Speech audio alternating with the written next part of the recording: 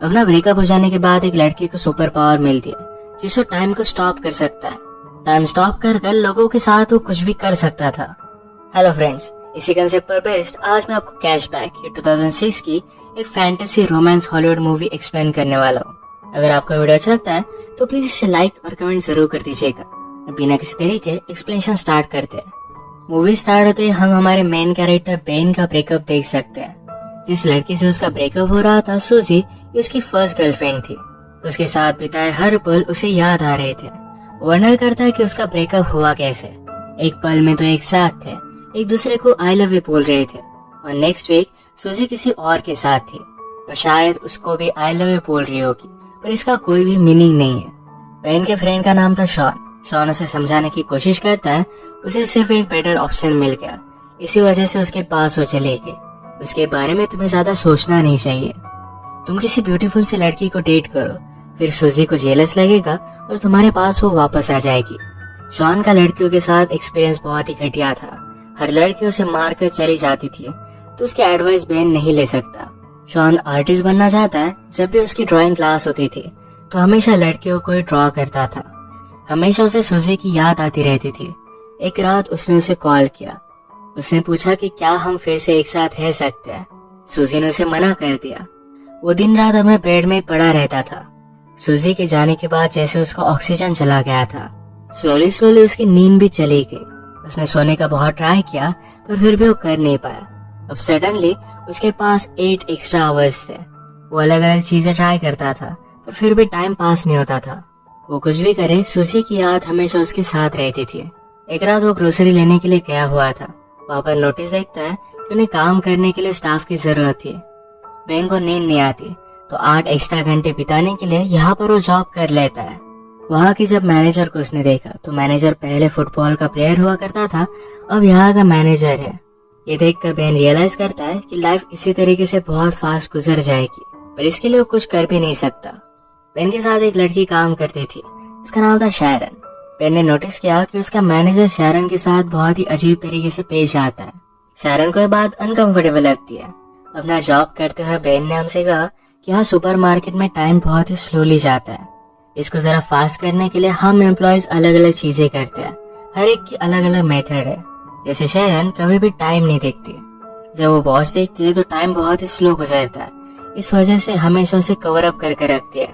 यहाँ काम करने वाले उसके और 2 फ्रेंड्स है, पैरी और मैट। ये हमेशा एक दूसरे के साथ गेम्स खेलते रहते हैं।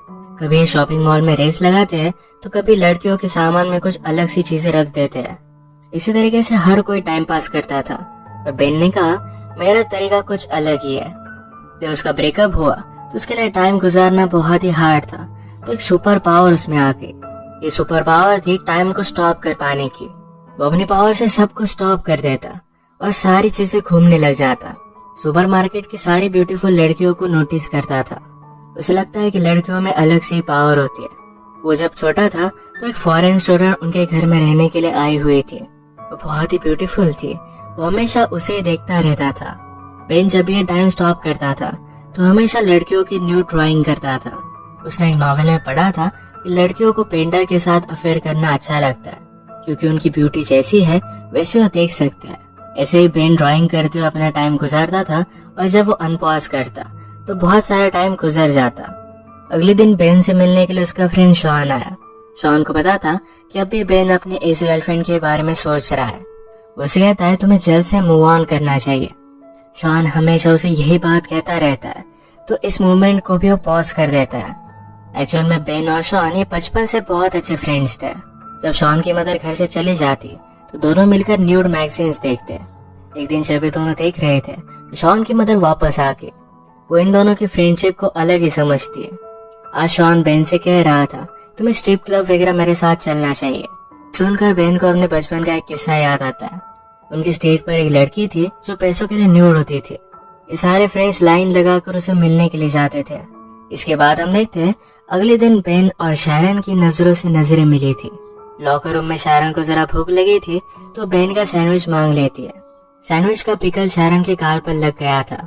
जैसे कि बॉलीवुड मूवीज में होता है वैसे एक रोमांटिक सा इनका मूवमेंट हुआ। ये मूवमेंट बेन जाने नहीं देना चाहता था, इसे फ्रीज करके रखना चाहता था, पर शैरन चली गई। वो कुछ भी कर नहीं पाया। उसे अच्छा लग रहा था कि सूजी से मूव ऑन कर अब वो शायरन को लाइक करने लग गया। तभी उसके फ्रेंड ने डिस्कस कर रहे थे। मैट कहता है, आज मैंने शायरन को डेट के लिए पूछा। मैट इसके लिए बहुत एक्साइटेड था, पर बेन को बहुत बुरा लगता है। बेन हमसे कहता है, हमेशा मेरे साथ ऐसी चीजें होती रहती है, तो जिसको भी लाइक करता है उसे दूर चले जाते हैं। वो जब छोटा था तो अपने टीचर को लाइक करता था, पर टीचर के साथ कुछ भी हो नहीं सकता। उसकी और एक क्लासमेट थी जिसको बहुत लाइक करता था। एक दिन उस लड़की का एक्सीडेंट हो गया। उसके प्लास्टर पर हर कोई ग्राफिटी बनाता था। बेन हमेशा उसे देखता रहता, तो उस लड़की ने उसे अप्रोच किया। बेन ने भी अपनी सिग्नेचर उस प्लास्टर पर बनाई। जब उस लड़की का प्लास्टर निकला तो उसका पूरा हाथ हेयर से भर गया था। सब लोग उसे चिढ़ाने लग गए। वो अकेली पड़ गई थी, तो बेन उसके पास आकर बैठा। कहा कि तुम जैसी हो वैसे ही ब्यूटीफुल हो। इसके बाद एक गर्लफ्रेंड बॉयफ्रेंड बन गए थे। एक दिन बेन ने उसे स्कूल के पीछे बुलाया। उसके पास आई और पूछती है, क्या तुम मुझे किस करना चाहते हो? बेन कहता है कि हाँ, पर कल तुम मुझे यहाँ मिलना। कल स्कूल में कोई भी नहीं होता। कल हॉलीडे था, तो उन्हें कोई भी डिस्टर्ब नहीं करता। अगले दिन बेन ने उसका बहुत वेट किया, पर वो आई ही नहीं। बाद में उसे पता चला कि उस लड़की का ट्रांसफर हो गया है। फिर से हम प्रेजेंट में देखते हैं कि बेन और शॉन बात कर रहे थे।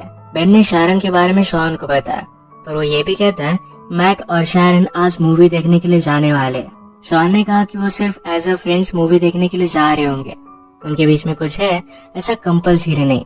पर जब नेक्स्ट डे बेन काम पर जाता है तो मैट अपने फ्रेंड से शायरन के बारे में बात कर रहा था। वो बता रहा था कि वो और शायरन कल रात इंटीमेट हुए। बेन का दिल टूट जाता है। इसी मोमेंट पर उनके मैनेजर उनके पास आए। कहते हैं, मेरे एक ओल्ड फ्रेंड के साथ मैंने बेट लगाई थी। उसकी टीम के साथ हम सबको मिलकर फुटबॉल खेलना है। इस फुटबॉल मैच पर मैट को सपोर्ट करने के लिए शायरन भी आई हुई थी। इनमें से किसी को भी फुटबॉल खेलना आता नहीं था, तो बहुत ही बुरी तरीके से हार रहे थे। ऑपोजिट टीम के 26 गोल हो गए थे, उनके 0 ही थे। बेन को बोर होने लग जाता है, तो टाइम को फिर से उसने स्टॉप कर दिया। बेन हमसे कहता है, मुझे हमेशा यहाँ पर बहुत ही ज्यादा सेफ लगता है, कोई भी उसे डिस्टर्ब नहीं कर सकता। वो कैफेटेरिया में गया तो अचानक से उसे कुछ आवाज आई। वो आसपास देखने लग जाता है। एक आदमी अनफ्रीज होकर वहां से भाग गया। बेन सिर्फ अकेला नहीं है जो टाइम स्टॉप कर घूम फिर सकता है। घूम फिर कर बेन फिर से मैच में वापस आया। इनका लास्ट गोल था, तो मैट ने जोर से फुटबॉल को किक किया तो मैनेजर की नाक को तोड़ देता है। उसे हॉस्पिटल लेकर गया। बेन को कहकर जाता है कि शायरन को घर छोड़ देना। बेन और शायरन फिर कॉफी के लिए आए। बेन शायरन से पूछता है, क्या तुम और मैट डेट कर रहे हो? शायरन ने कहा कि ऐसा कुछ भी नहीं है, हम सिर्फ एज अ फ्रेंड से मूवी देखने के लिए गए हुए थे। बेन को ये बात सुनकर अच्छा लगा। शायरन का एक बॉयफ्रेंड था, उसे ब्रेकअप किए हुए उसे 6 महीने गुजर चुके हैं। बेन भी अपने ब्रेकअप के बारे में उसे बताता है। एक दूसरे को और भी जान लेते हैं। शायरन ने कहा कि नाइट में मैं स्पेनिश सीखती हूँ, उसे अलग अलग प्लेसेस घूमना है, वहाँ के लोगों के बारे में जान लेना है। स्पेनिश सीखने के बाद शायद वो स्पेन में जाकर वहाँ पर टीच करेगी। उसे साउथ अमेरिका भी बहुत अच्छा लगता है, तो वहाँ पर भी वो जाना चाहती थी। वो बेन को उसके ड्रीम्स के बारे में पूछती है। बेन ने कहा कि मुझे ड्रॉ करना बहुत अच्छा लगता है, शायद एक दिन उसकी भी आर्ट गैलरी में एग्जीबिशन होगा। शायरन ने कहा कि मैं हमेशा एक आर्टिस्ट से मिलना चाहती थी, वो वर्ल्ड की किसी भी चीज में ब्यूटी देख सकते हैं। ये बात शायरन को बेन की बहुत अच्छी लगी। बेन ने शायरन को घर पर छोड़ दिया। ये दोनों किस करने वाले थे, पर ये सही से हो नहीं पाई। अगले दिन मैनेजर ने अनाउंस किया कि उसका बर्थडे आने वाला है, तो सबको उसके घर पर पार्टी के लिए आना पड़ेगा। शायरन फिर बेन से पूछती है, क्या उस रात तुम मेरे साथ चलोगे? बेन इसके लिए हाँ कहता है। इन दोनों की एक ऑफिशियल डेट थी। मैनेजर ने बेन को बुलाया, कहा कि बर्थडे पर एक सरप्राइज स्ट्रिपर भी होनी चाहिए, इसका इंतजाम तुम करोगे। बेन को पता नहीं था कि वो कैसे करेगा, पर वो शॉन की हेल्प लेता है। शॉन को इन सब चीजों के बारे में बहुत ही अच्छी नॉलेज होती है। उसे एक पब में वो लेकर गया। वो एक लड़की से बात करता है, पर उस लड़की ने कहा कि मैं उस रात बहुत ही बिजी हूँ, मेरे एक फ्रेंड को वहाँ पर मैं भेज दूंगी। कल रात के बाद बेन को हर जगह पर शायरन ही दिख रही थी। वो टाइम को स्टॉप कर हमेशा उसे ही ड्रॉ करता। ऐसे ही कुछ दिन बीत गए और कल मैनेजर का बर्थडे था। तो शायरन बेन से पूछती है, क्या तुम अब भी मेरे साथ डेट पर चलना चाहते हो? बेन कहता है कि ऑफकोर्स चलना चाहता हूँ। जाते वक्त शायरन बेन को प्रॉपरली किस कर गई। इतने दिन तो बेन को नींद नहीं आई थी, पर आज रात वो बहुत सोया। उठने के बाद उसे एक आर्ट गैलरी से कॉल आता है। बेन के पिक्चर्स उन्हें बहुत अच्छे लगे थे और उसे मिलने के लिए बुलाया हुआ था। बेन इसके लिए बहुत ही एक्साइटेड हो जाता है, पर सिर्फ उसके फ्रेंड मैट और बैरी उसका मजा ले रहे थे। रात में बहुत ही अच्छे से रेडी होकर वो शायरन के पास पहुंचा। वो शायरन को अपने आर्ट की गुड न्यूज बता देता है।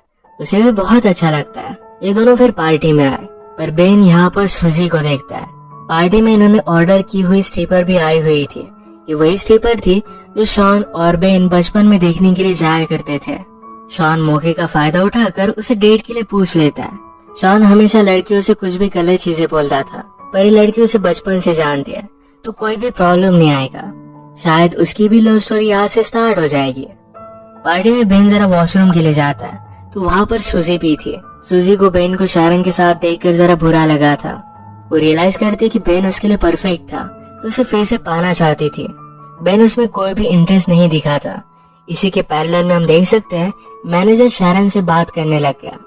उसे हरास करने लग जाता है, तो शायरन इस पर गुस्सा होके और यहाँ से निकलने लग गई। उसने जब ऊपर बेन और सुजी को देखा, तो उसी मोमेंट पर सुजी बेन को किस कर रही थी। अगली मोमेंट पर बेन ने उसे झटक दिया था, पर शायरन ने देखा नहीं। वो गुस्से में यहाँ से चली गई। बेन रियलाइज करता है कि शायरन को क्या लगा होगा। उसने टाइम को स्टॉप कर दिया, सोचा कि वो शायरन को क्या बताएगा, पर कुछ भी वो सोच नहीं पाता। ऐसे उसने 2 दिन तक टाइम को स्टॉप करके रखा था। अनपॉज करने के बाद भी वो शायरन को मना नहीं पाता। उसे मिलने के लिए गया, पर शायरन उसकी कुछ भी बात नहीं सुनती। उसे फिर से नींद आना बंद हो जाता है। जैसे हमने पहले देखा था कि बेन के फ्रेंड्स ने उसे प्रैंक कॉल कर एक आर्ट गैलरी में मिलने के लिए बुलाया हुआ है।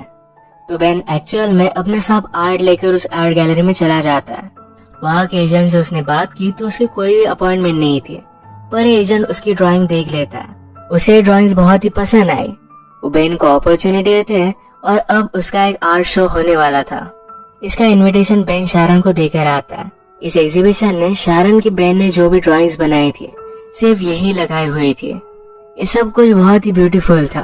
बेन से एक आर्ट के एजेंट बात करने लगे। कहती है, मुझे तुम्हारी ड्राइंग्स बहुत ही पसंद आई। वो न्यूयॉर्क से थी, उसे बहुत बड़ी अपॉर्चुनिटी दे सकती थी। बात करते हुए बेन ने नोटिस किया कि शायरन भी ये शो देखने के लिए आई हुई है। ये आर्ट एजेंट उसे पूछ रही थी कि फ्यूचर में तुम क्या करना चाहोगे। बेन कहता है कि मुझे साउथ अमेरिका में जाकर ट्रैवल करके ड्राइंग करनी है। एक्चुअल में शायरन का ड्रीम था कि उसे साउथ अमेरिका में ट्रैवल करना है, तो बेन भी उसी के साथ ट्रैवल करके ड्रॉ करना चाहता था। शायरन उसकी सारी ड्राइंग्स देखकर बेन को माफ कर देती है। बेन फिर से उसे सॉरी कहता है, पर शायरन ने कहा कि पेंटिंग्स देखकर मैं सब कुछ समझ गई हूँ। बेन ने पूछा कि क्या तुम मुझ पर ट्रस्ट करती हो। शायरन ने कहा कि हाँ करती हो। शायरन को उसने आंख बंद करने के लिए कहा। वो उसे किस करता है और उसी मोमेंट पर उसने टाइम को स्टॉप कर दिया। अब जब टाइम स्टॉप हो गया था, तो बेन के साथ शायरन भी आसपास घूम सकती थी। बाहर स्नो गिर रहा था, तो शायरन को बेन बाहर लेकर आया। इसी में वो किस करते हैं और इसी के साथ इनकी लव स्टोरी स्टार्ट हुई। बेन हमसे कहता है, लाइफ में बहुत सारे मोमेंट्स होते हैं जो ऐसे ही चले जाते हैं, पर अगर आपको लाइफ की ब्यूटी को अप्रिशिएट करना है, किसी के पैर में पड़ना है, तो एक बार जरा रुक जाओ, इस मोमेंट को अप्रिशिएट करो, कभी भी उन्हें जाने मत दो। इसे एक ब्यूटीफुल मैसेज के साथ ही मूवी एंड हो जाती है। अगर आपको वीडियो अच्छा लगा तो प्लीज इसे लाइक कर दीजिएगा। बहुत सारी मूवीज लेकर आते रहता हूँ, तो प्लीज इस चैनल को सब्सक्राइब कर दीजिए और बेल नोटिफिकेशन आइकॉन दबाना मत भूलिएगा। हम फिर से मिलेंगे और एक नई मूवी के साथ। तब तक के लिए थैंक यू और आप अपने आप का ख्याल रखिए।